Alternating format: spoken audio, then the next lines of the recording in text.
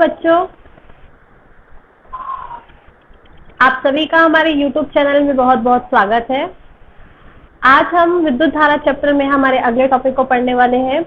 इसके पहले टॉपिक में हमने व्हीटस्टोन ब्रिज के बारे में पढ़ा था। आज जो हमारा टॉपिक है वो मीटर ब्रिज के बारे में हम पढ़ने वाले हैं।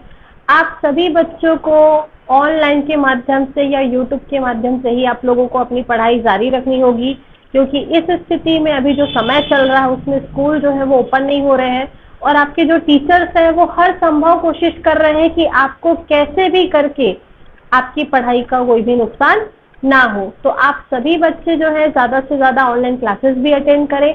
और आपके लिए मैंने YouTube वीडियो भी बनाया है जो क्लास 12 फिजिक्स के बच्चे हैं उनके लिए। तो वो सभी बच्चे जो हैं आप YouTube वीडियो से भी पढ़ सकते हैं और आप ऑनलाइन क्लास से भी अगर जुड़ना चाहें तो आप हमारे ऑनलाइन क्लास से भी जुड़ सकते हैं। इसके लिए हमने अपना एक व्हाट्सएप ग्रुप बनाया हुआ है। यदि किसी बच्चे को ज्वाइन करना है तो वो कमेंट बॉक्स में अपने बारे में बता सकता है कि fijischool.in पे हमें भी जुड़ना है करके, फिर हम आपको व्हाट्सएप के माध्यम से संपर्क कर लेंगे। तो चलिए आज हम पढ़ते हैं मीटर ब्रिज के बारे में। मीटर ब्रिज, जैसे मैंने आप लोगों को बताया था, व्हीटस्टोन सेतु।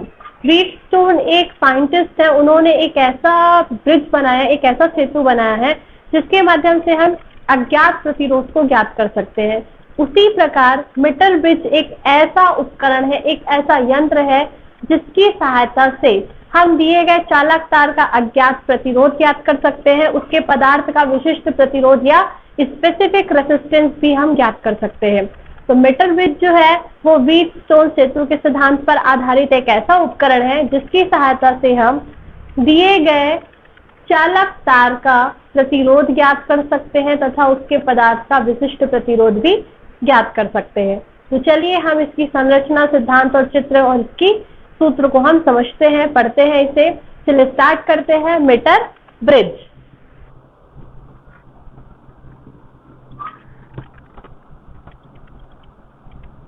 मीटर ब्रिज या सेतु।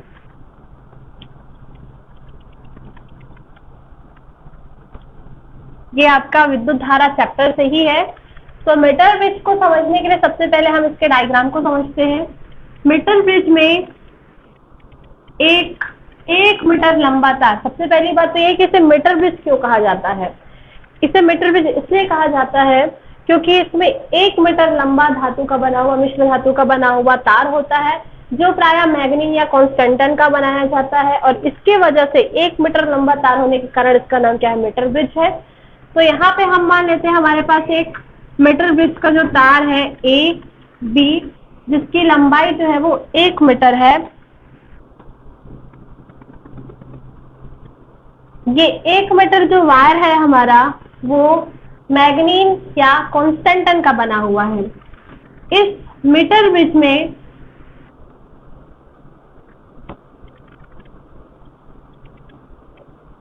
चलिए देखते हैं, ये जो वायर है ए बी जिसकी लंबाई 1 मीटर है, जो मैग्नीन या कॉन्स्टेंटन का बना हुआ है, ये तार एक लकड़ी के तख्ते पर, ये एक लकड़ी के तख्ते पर कसा हुआ होता है एल आकार की तांबे की पत्तियों के द्वारा। यहाँ पे देखिए कुछ इस तरह से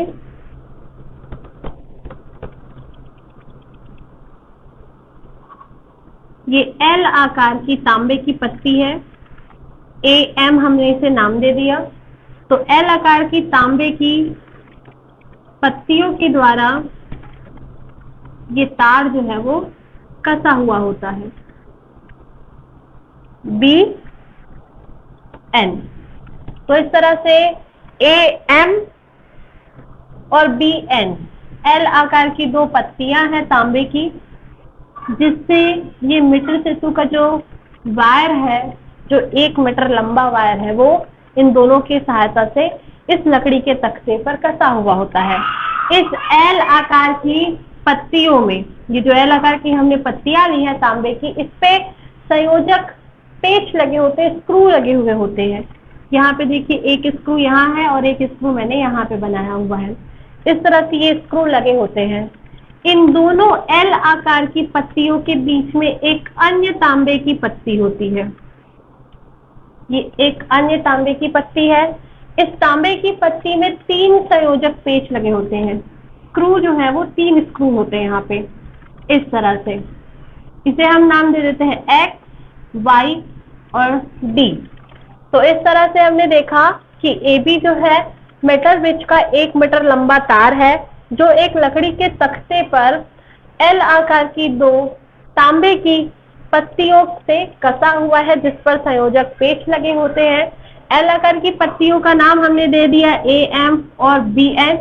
इन दोनों पत्तियों के बीच एक अन्य तांबे की पत्ती होती है, जिसपे 3 संयोजक पेच होते हैं, X, D और Y। अब हम इस सिरे A का जो संबंध है, ये जो पॉइंट A है, इसके बीच एक सेल जोड़ दिया जाता है,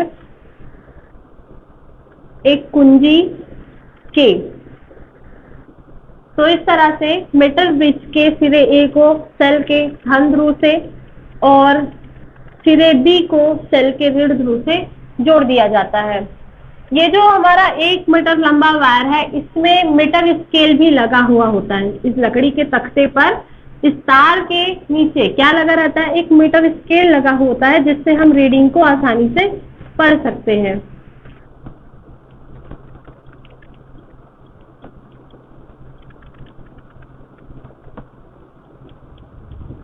ये इस तरह से एक मीटर स्केल होता है। इसकी सहायता से हम क्या कर सकते हैं? जो हम रीडिंग लेंगे उसे इस मीटर स्केल की सहायता से पढ़ सकते हैं। इस सेल के साथ इस सेल से जो धारा प्रवाहित होगी उसे कंट्रोल करने के लिए, नियंत्रित करने के लिए हम एक धारा नियंत्रक यहाँ पे ऐड कर देते हैं। ये हमारा एक धारा नियंत्रक हो गया और यहाँ पे हमने कुंजी लगा दी।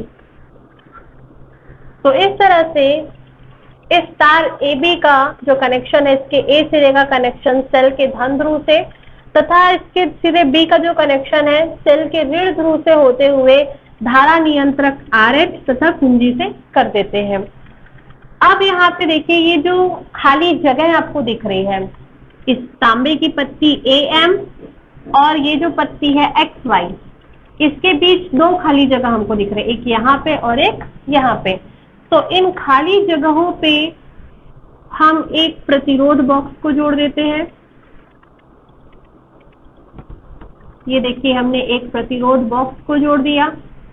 इसके प्रतिरोध को हम R मान लेते हैं। और यहाँ पे जो एक और खाली जगह दिख रहा है X, Y और N, देखिए XY एक तांबे की पट्टी है और BN एक तांबे की पट्टी है। इसके बीच 2 खाली जगह दिख रहा था, तो एक खाली जगह पे हमने क्या लगा दिया? RB रेसिस्टेंस बॉक्स लगा दिया, प्रतिरोध बॉक्स लगाया। इसके प्रतिरोध को हमने R मान लिया और बाकी जो खाली जगह हमें दिख रहा है वहां पे हम उस चालक तार को संयोजित करते हैं जिसका हमें प्रतिरोध ज्ञात करना है। अज्ञात प्रतिरोध मान लेते हैं। अज्ञात प्रतिरोध क्या है? S है। इसे हमें फाइंड करना है, ज्ञात करना है, कैलकुलेट करना है। तो इस तरह से हमें इस उपकरण में 2 प्रतिरोध तो दिख रहे हैं, R और S। तो जैसे मैंने आप लोगों को पहले ही बताया था कि मीटर सेतु जो है व्हीटस्टोन सेतु के सिद्धांत पर कार्य करता है। तो व्हीटस्टोन सेतु का जो सिद्धांत है, व्हीटस्टोन सेतु का सिद्धांत, व्हीटस्टोन सेतु में 4 प्रतिरोध लगे होते हैं जो समांतर चतुर्भुज ABCD की संलग्न भुजाओं में लगे हुए होते हैं। तब संतुलन की स्थिति में P/Q = R/S आता है। ये 4 प्रतिरोध है। तो हमें यहाँ पे देखिए 2 ही प्रतिरोध दिखाई दे रहे हैं, किंतु 2 प्रतिरोध P और Q हमें दिखाई नहीं दे रहे हैं। यहाँ पे आप देखिए, ये जो बिंदु D है ये एक अन्य संयोजक पेच है। इस संयोजक पेच से हम कनेक्शन करते हैं धारा मापी का, धारा मापी G का। और इस G का जो कनेक्शन है हम एक जॉकी से कर देते हैं J। फिर से मैं आप लोगों को एक बार रिपीट करना चाहूंगी। यहाँ पे जो हमें पॉइंट D दिख रहा है ये एक स्क्रू है। इस स्क्रू का जो कनेक्शन है हम एक गैल्वेनोमीटर या धारा मापी से कर देते हैं और धारा मापी का जो संबंध है वो जॉकी J से कर देते हैं। जॉकी जो है एक पेन की तरह उपकरण है। इस जॉकी को हम क्या करते हैं? तार AB के ऊपर हल्के हाथों से स्लाइड करते हैं, चलाते हैं। जब हम इस जॉकी को इस तार AB के ऊपर हल्के हाथों से क्या करेंगे? स्लाइड करते हैं, चलाते हैं, तो धारा मापी में विक्षेप हमें दिखाई देने लगता है। अब यहाँ पे देखिए, ये जो हमने उपकरण बनाया है, ये उपकरण का जो कनेक्शन है, ये कनेक्शन हमारा सही है या नहीं, इसे अगर हमें चेक करना है तो हम धारामापी से जो जॉकी लगी हुई है उस जॉकी को उठाकर हम पॉइंट ए पे रखते हैं। तो जब हम पॉइंट ए पे रखते हैं तो इसका विक्षेप अपोजिट डायरेक्शन पे होगा। अगर हम लेफ्ट साइड पे जॉकी को रख रहे हैं तो धारामापी में डिफ्लेक्शन राइट साइड पे होगा।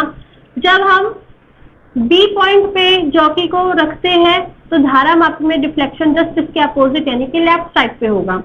ए पे रखने पे दाएं तरफ और बी पे रखने पे बाएं। यदि इस उपकरण में एक ही तरफ धारामापी में डिफ्लेक्शन हो रहा है, इसका मतलब ये है कि हमारे कनेक्शन में कहीं ना कहीं कोई गलती है। तो हम उसे क्या करेंगे, फिर से चेक करते हैं, सारे स्क्रू को देखते हैं कि वो सही तरीके से लगा है या नहीं लगा है। तो यहाँ पे हमें दोनों तरफ क्या मिलना चाहिए, डिफ्लेक्शन मिलना चाहिए। जब हम पॉइंट ए पे जॉकी को रखते हैं तो राइट साइड पे, और जब हम पॉइंट बी पे रखते हैं तो लेफ्ट साइड पे जब हमें डिफ्लेक्शन मिलता है, इसका मतलब है कि हमारा सेतु जो है अब कार्य करने के लिए तैयार है। अब हम यहाँ पे जो मैंने आपको दो प्रतिरोध कहे हैं उसके हम देखते हैं, क्योंकि हमें यहाँ पे केवल दो ही प्रतिरोध दिखाई दे रहे हैं। अब हम क्या करते हैं, जैसे ही हम इस कुंजी के प्लग को लगाते हैं, जैसे ही हम इस कुंजी के प्लग को लगाते हैं, इस सेल से आई धारा प्रवाहित होनी शुरू होती है। अब जैसे ही ये हमारा उपकरण परिपथ में आ जाता है, तब हम इस जॉकी की सहायता से यहाँ पे जो हमारा प्रतिरोध बॉक्स है, यहाँ से हम एक उचित प्रतिरोध निकाल लेते हैं, और तत्पश्चात इस जॉकी की सहायता से हम इस तार पे, जो मैग्नीनिया कॉन्स्टेंटन का 1 मीटर लंबा तार है, इस तार पे इस जॉकी को हल्के हाथों से हमें स्लाइड करना है, इस तार के ऊपर चलाना है। अगर हमने जॉकी को रगड़ कर या जोर से चलाने की कोशिश की तो हमारे मापन में त्रुटि हो सकती है, क्योंकि ये जो तार है वो काफी पतला होता है, और साथ ही साथ ये जो तार है वो, इसका जो अनुप्रस्थ काट का क्षेत्रफल है वो एक समान होता है, अर्थात सभी जगह पे तार की जो मोटाई है वो क्या होती है, एक बराबर होती है। तो इसलिए हमें जॉकी को रगड़ के नहीं चलाना है, हल्के हाथों से स्लाइड करना है तार के ऊपर। जब हम इस जॉकी को हल्के हाथों से क्या करते हैं, इस तार के ऊपर चलाते हैं, स्लाइड करते हैं, तो हमें धारामापी में विक्षेप मिलने लगता है। तो हम एक ऐसा बिंदु ढूंढते हैं, इस जॉकी को इस तार पर स्लाइड करते हुए हम एक ऐसा बिंदु ढूंढते हैं जिससे इस धारामापी में जो विक्षेप है वो कितना आ जाए, 0 आ जाए। जब धारामापी में विक्षेप 0 आ जाता है तो हम उसे शून्य विक्षेप की स्थिति कहते हैं, नल डिफ्लेक्शन कंडीशन। तो हमें संतुलन बिंदु ढूंढना होता है। तो जब हम जॉकी को इस तार पे स्लाइड करते हैं तो हमें कई स्थितियां मिलती हैं जहां पे हमें इस धारामापी में विक्षेप मिलते हैं। तो हमें एक ऐसा पॉइंट ढूंढना है जहां पे डिफ्लेक्शन क्या हो जाए, धारामापी में 0 हो जाए, शून्य हो जाए। तो मान लेते हैं इस J2 पे धारामापी में जो डिफ्लेक्शन है, जो विक्षेप है वो कितना आता है, 0 आता है। तो इस बिंदु को हम C नाम दे देते हैं, और A से C बिंदु, ये हमारा A है, A से C की जो दूरी है हम उसे मीटर स्केल की सहायता से नोट कर लेते हैं। तो A से C की जो दूरी है वो हमारे पास हो गई L। अब ये जो तार है हमारा वो 1 मीटर का है, 1 मीटर इट मीन 100 सेंटीमीटर। ये जो तार है हमारा AB, ये 1 मीटर यानी कि 100 सेंटीमीटर का वायर है। हमने जो संतुलन बिंदु लिया है उसकी लंबाई को हमने L मान लिया। तो बाकी जो बची दूरी है BC का मान आ जाएगा हमारे पास 100 माइनस L। ये जो हमारा BC है इसका मान आ जाएगा 100 माइनस L, क्योंकि ये 100 सेंटीमीटर क्या है, एक तार है जिसमें L लंबाई हमने मेजर कर ली है, जहां पे L लंबाई पर धारामापी में विक्षेप क्या है, 0 आ गया। तो इस तरह से हम AC भाग का जो प्रतिरोध है, A से C, इतने भाग के प्रतिरोध को हम मान लेते हैं P, और BC भाग का जो प्रतिरोध है ये वाला, इसे हम मान लेते हैं Q। ध्यान से देखिएगा, AC भाग के प्रतिरोध को हमने ले लिया P, और BC भाग के प्रतिरोध को हमने ले लिया Q। तो इस तरह से ये इसकी संरचना हो गई है। इसमें 4 प्रतिरोध दिखाई दे रहे हैं हमें। P AC भाग का प्रतिरोध P है, BC भाग का प्रतिरोध Q है। प्रतिरोध में से जो हमने प्रतिरोध बॉक्स में से जो हमने उचित प्रतिरोध निकाला है उसका प्रतिरोध R ले लिया हमने, और ये हमारा अज्ञात प्रतिरोध है S। तो इस तरह से हमें ये 4 प्रतिरोध व्हीटस्टोन सेतु की तरह दिखाई दे रहे हैं। अब आपको इस चित्र में सभी जो आपने चीजें दी है उसके नाम लिखने हैं। तो आपको यहाँ पे लिखना होगा कि AB जो है मीटर सेतु का तार है। नामांकित चित्र आपको बनाना है जिसमें आपको सारे के नाम अंकित करने हैं, नाम लिखे हुए हैं। तो यहाँ पे जो हमने AB लिया हुआ है, AB जो है मैग्नीन, ये क्वेश्चन अक्सर पूछा जाता है कि मीटर सेतु का जो तार है वो किस धातु का बना हुआ होता है। तो मैग्नीन या कॉन्स्टेंटन, कॉन्स्टेंटन का इसकी लंबाई जो होती है वो 1 मीटर होती है। अब यहाँ पे AM और BN, AM तथा BN L आकार के तांबे की पत्तियां, जिनके बीच के तार AB कसा हुआ होता है। फिर एक अन्य पत्ती है XY, तांबे की पत्ती जो L आकार की पत्तियों के बीच में लगी होती है।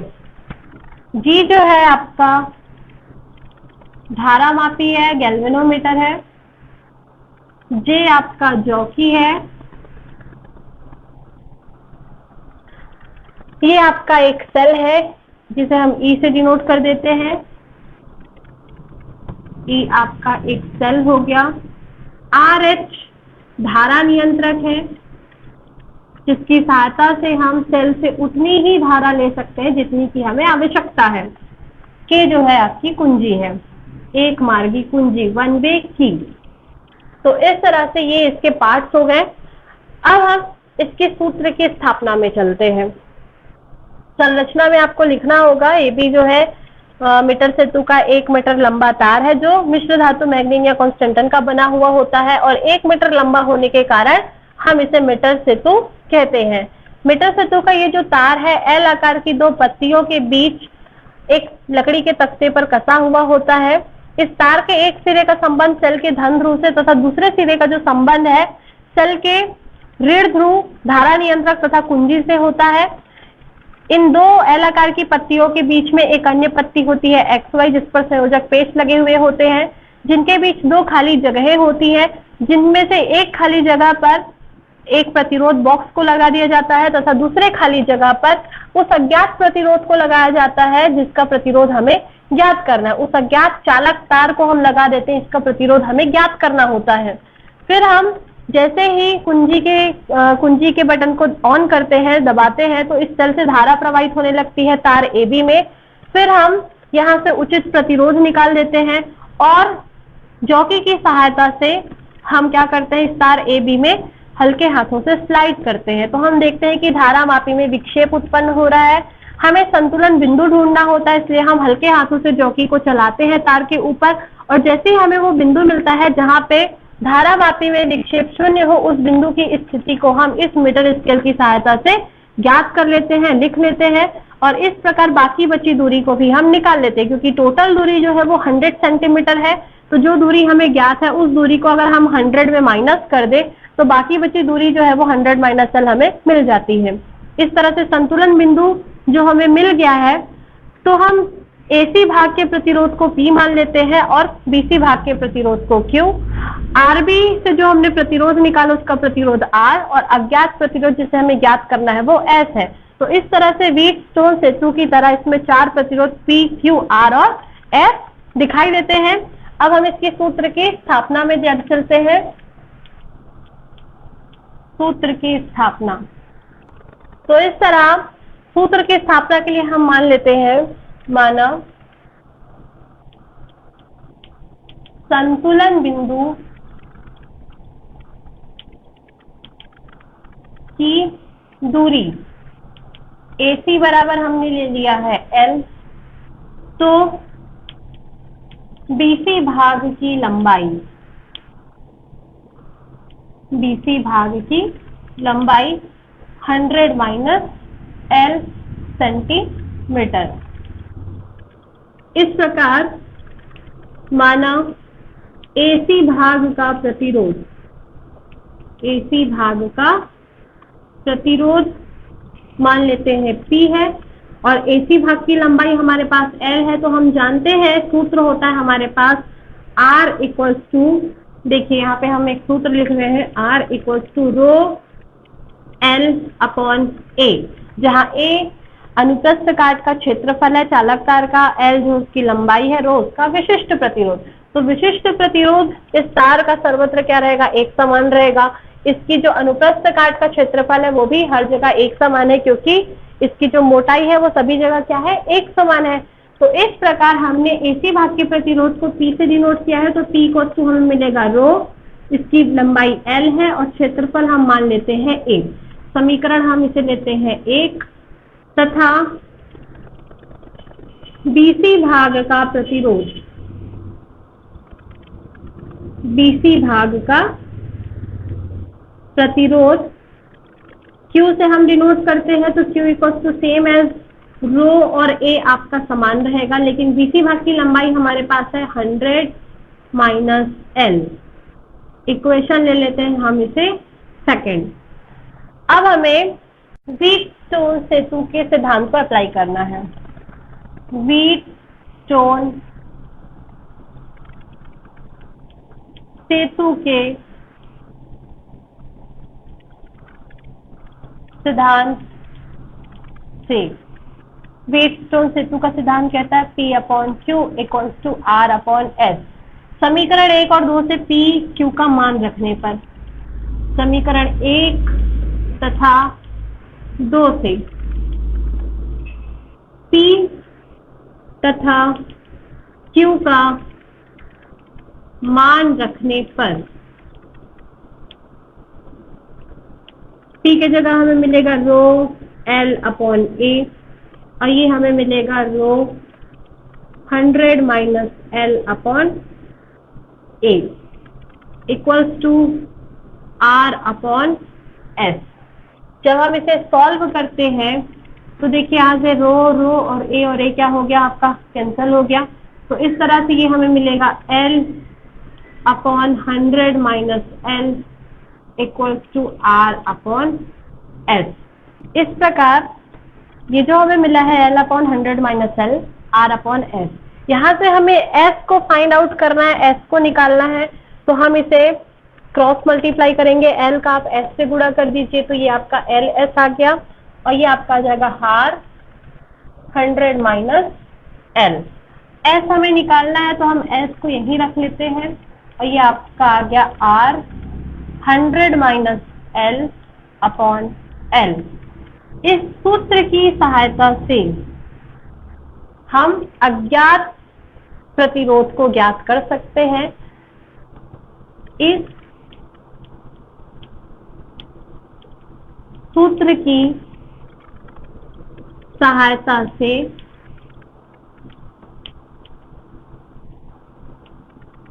दिए गए चालक तार का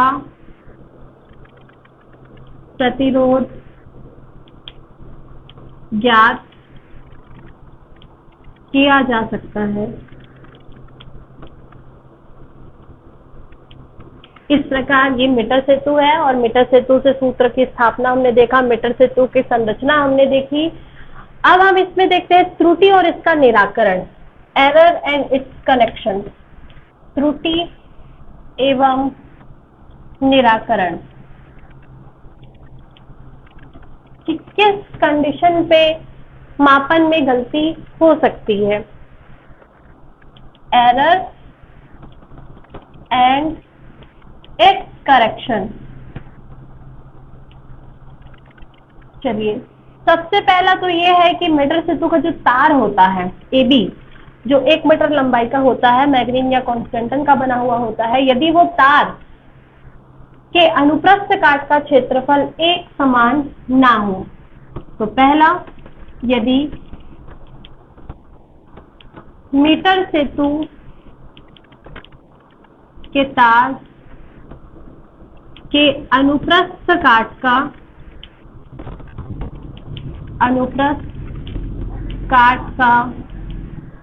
क्षेत्रफल एक समान ना होना। यदि मीटर सेतु के तार का अनुप्रस्थ काट का क्षेत्रफल यदि एक समान नहीं हुआ तो इस कंडीशन में जो हम प्रतिरोध ज्ञात कर रहे हैं उसका मान कुछ डिफरेंट आ सकता है, अलग आ सकता है, उसके मापन में त्रुटि हो सकती है, क्योंकि इस तार का प्रतिरोध क्या हो जाएगा, हर जगह पे बदलता जाएगा। तार कहीं पे मोटा होगा, कहीं पे पतला होगा, तो उससे उसके प्रतिरोध पे इफेक्ट पड़ता है। तो इसके लिए हमें ये चाहिए कि मीटर सेतु का जो तार है उसके ऊपर जो हम जॉकी चलाते हैं उसे हल्के हाथों से चलाना चाहिए, रगड़ना नहीं चाहिए, क्योंकि जब हम जॉकी को रगड़ते हैं तो रगड़ने से मीटर सेतु का जो तार होता है वो क्या हो जाता है, कहीं पे पतला और कहीं पे मोटा हो जाता है। दूसरा है आपकी व्यक्तिगत त्रुटि।